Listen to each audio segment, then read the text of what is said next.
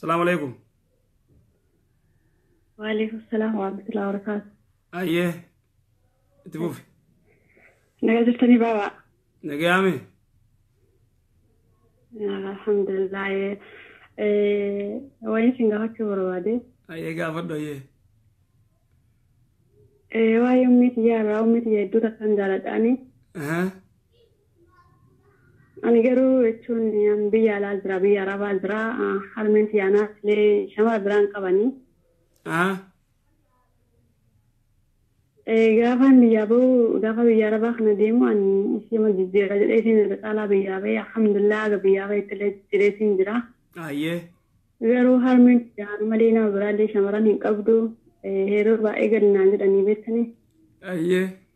Yaadee gadi laakiin ani qarqaraatiin jira jireenya isaanii illee fooyyesseetiin jira.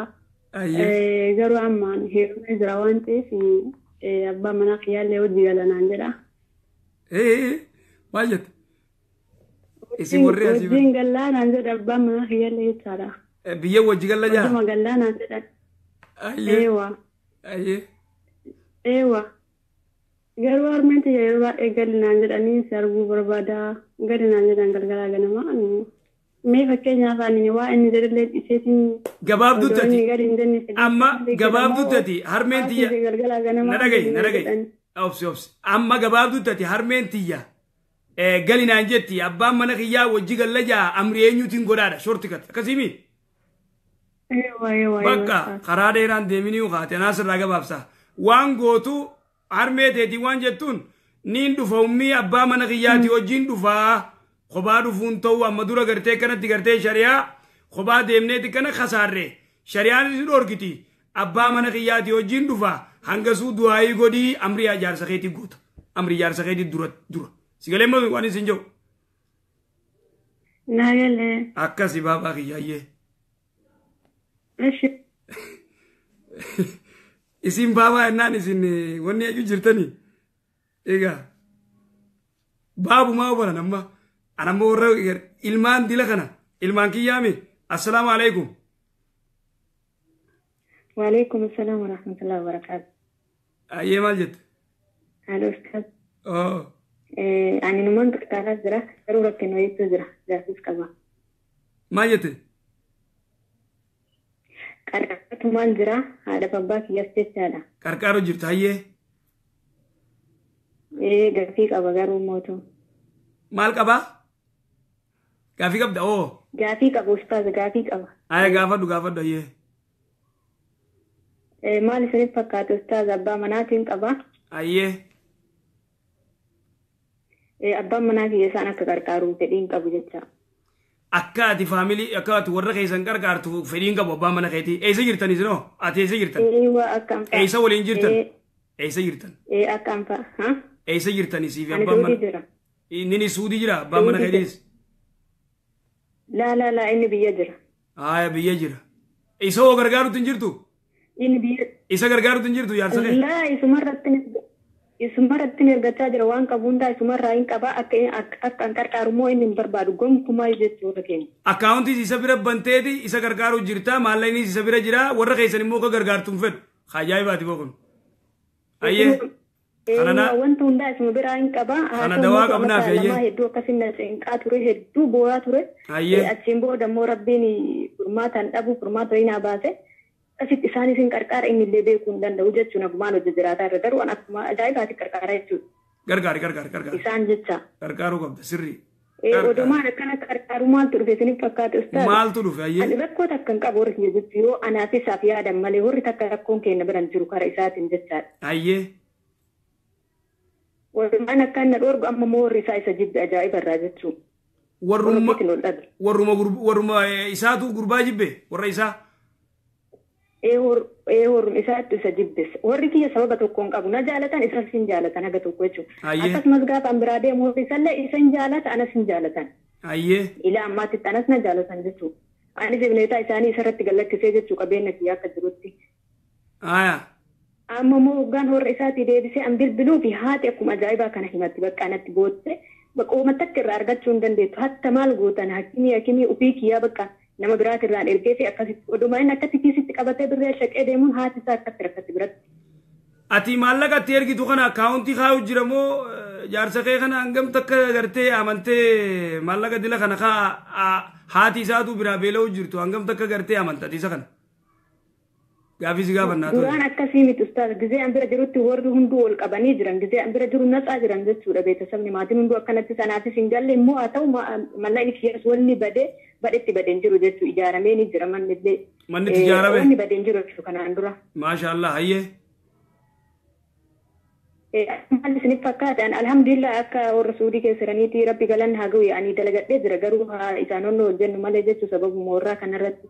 Amma maal isiniif fakkaatee warri isaatis akkatti himatanii warri kennas immoo hanga duraan isas jaalatan san irraa onnoo jedhanii natti garuu kallattiin dubbatanii igin immoo akka isaa wajji jiraadhu sababa warra isaatiin ol qabee abbaan isaa ofirraa ari'ee kanarraa kaka'e akka isaa wajji jiraadhu wannoon jedhan jechuu anatti kallattii haa dubbatu baatan malee. Hanga tokko rahima bakka rahima kara isaatis ta'ee kara kiyyas ta'ee hedduu rahima muraustaas zakaa baasii waan jedhan zafin gaafachuu barbaade. Tokko haadhaaf abbaa isaa akkanatti gorsee isaa ganama gorsan takka jechaadha ustaas baay'ee gorsee jira. Anaanuu addaan baatan itti biraa fuutaa haadhaaf abbaa kan kee immoo xiyyaareen gara biraatti argachuu hin dandeettu. Haadhaaf abbaa kan kee maxxanfadhu isaanirraan fagaatini jedhee haadhaaf abbaa isaatti gorsee dadhabe kan hundaayu jechuudha. Amma mee anaaf maal onni isin kennitan maaltu jira? Wallahi ati numa gorsi jaarsa keetii. Akka gorsee jira. Numa gorsi dhuga baanta wallahi amma waan obboleeyyiin teenya tun jette obboleeyyan keenya yoon dhageen illee isin dhageessa. Jaartii yoo taate haadha manaa yoo taate tabiraa argatta haadha abbaa kee immoo garteen argattu sinjii wanni hin taane haadha abbaa kee maxxanfadhu jabeeffadhu hin jaanii. Sigaltee dubbiillaan waan ajaa'ibaati wallahi ati rabbi umrii si hadheera isu ati ammaa sanga dandeessu gartee numa gorsi jaarsa kee kana jaarsa keetii haqas irraa qabaa. Waan jettuun ummaatee maxxanfadhu jiin haadha abbaa kee jabeessi jiin rahima maxxanfadhu jiin waan namaa tafuutees achiin hambifatiin hiikanni jiin akkasuma numa gorsimee ati rabbi si haa gargaaru baarakallaa fiiki. Inumaan gorsa garuu ustaaz maal isiniif fakkaate an haga gorsee macarrasha irraa bu'arra jechuudha amma baay'eeyyuun bilbiluu fi garuu lola addaa lola biraan qabnu kana malee jechaadha.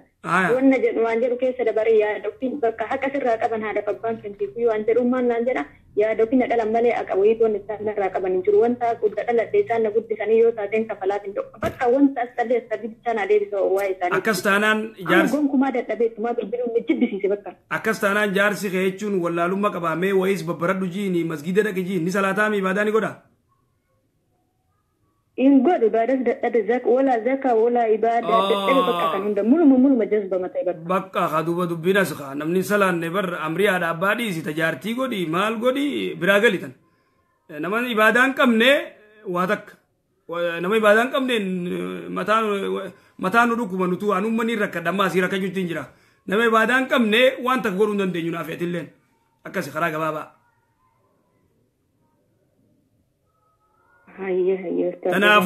Tanaafuu immoo ati jaarsa kee salaati jiini jabeeffadhu ibaadaa godhi jiin akkas.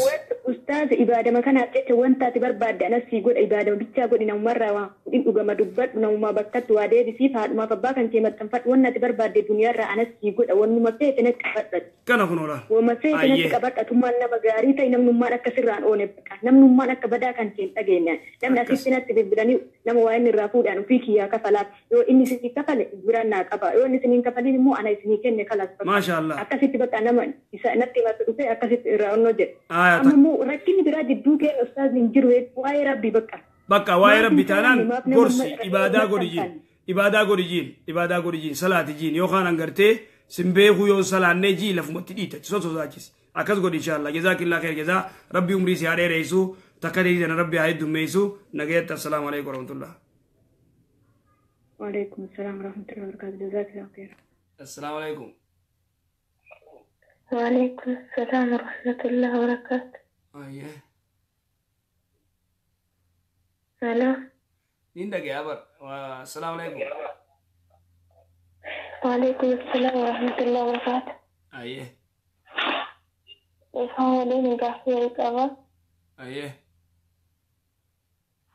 Gaafii waa'ee jechuun waa'ee nyaataatiin wal qabatee deebi'ee ammoo gaafii biratti qabechuudha. Waa'ee amantaa irratti jechuudha waa'ee warra irratti. Gaafachuu danda'a. Waa'ee maal irratti? Gaaffii jechuun gaaffii ani kan qabu waa'ee nyaata amma isin dubbattanii irrattii fi akkasumas gaaffii waa'ee shiyaa irratti gaafachuu danda'a. Waa'ee shiyaa gaafadhu mee? Ta shiyaa gaafadhu. Tole ani jechuun amma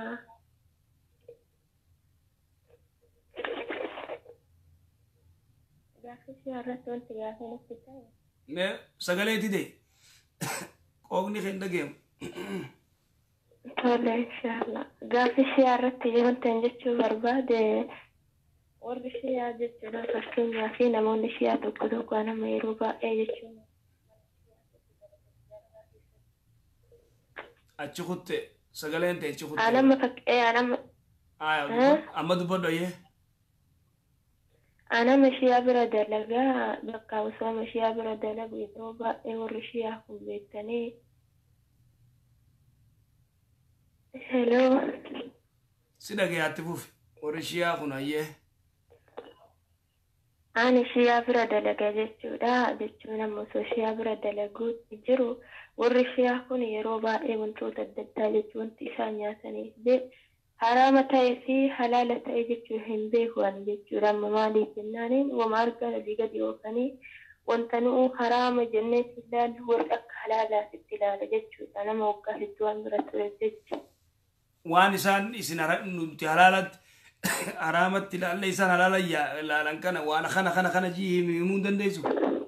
Waan shiyaa irraa sodaatu. Hin danda'amu amma fakkeenyaa fi wantoota nyaata irratti jechuudha. Warreen yeroo garii jechuudha nyaata wayii walitti guuranii beektanii nyaata kana walitti guuranii nyaanni kun wantoota ruuzallee ta'uu hawaan biraallee ta'uu walitti guuranii nyaata kana. Walitti guuran ayyee. Walitti guuraniitiin wanta kana yeroo walitti guuran kana walirraan deemanii akka fakkeenyaati kun bilaadi jiraniitiin bakka walitti deemanii ka ilmaallee intala ilmaati fidanii ka bara fiileas fidanii bakka walirraan deemanii jechuudha ji'a tokko olii jechuudha nyaata kana. Nyaata kana nyaatuma nagayaati olii gadi walirraan deemanii mire. Nyaatuma jechuun garuuyyuu waan feesawwan wantoota akka isaaniititti naqaatiin walirraan deemanii. Maraqii ta'ee ruuza ta'ee dijaaji ta'ee walirraan deeman yeroo walirraan deeman kana barakaa jiraatiin nyaatanii jechuudha. Garuu nyaata kana hin dide yeroo an didetti wanti kun haraamii miti halaalii nyaadhunaan jennaan lakkaa ishinummaan nyaadha jedhee an ammootu waan biraa ukaa hojjetatee nyaadha malee hin nyaadhu jechuu nyaata warra waliin. Yeroo amootara deemanii nyaatanillee akkasumas walirraan deemanii an ammoo warra waliin deemu nyaadhu wanti akkamiin laalla. Idan deessa mirga keetii gartee ati yoonni isaan qalan nyaata halaal taatee ruuza ta'ee ruuza isaan olii gadiin walirraa yoo deeman akka waan aadaas ni godhatan garuu gaa nuti keessan beeynu waan kana qacoollotti siinurra beekaa ati immoo diddee. Warri amma bakka kanatti illee sirri ustaaz amma warri kun waa akka soogiddaa itti godhanii beektanii. Waa akka bishaan wayillee jechuudha yeroo amma irra faffacaasan kana godhanii ka'anii wanta akka bishaan irra faffacaasanii.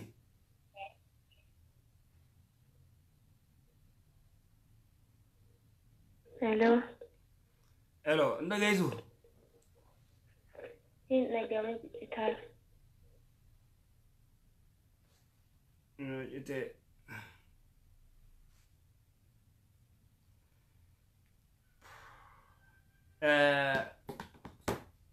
akkasii obboleeyyan keenya rabbi gartee isin cufa umrii isin dheeressu ara xiqqoo qalbii teenya tanallee xiqqoo gartee rabbi nu haa jiisu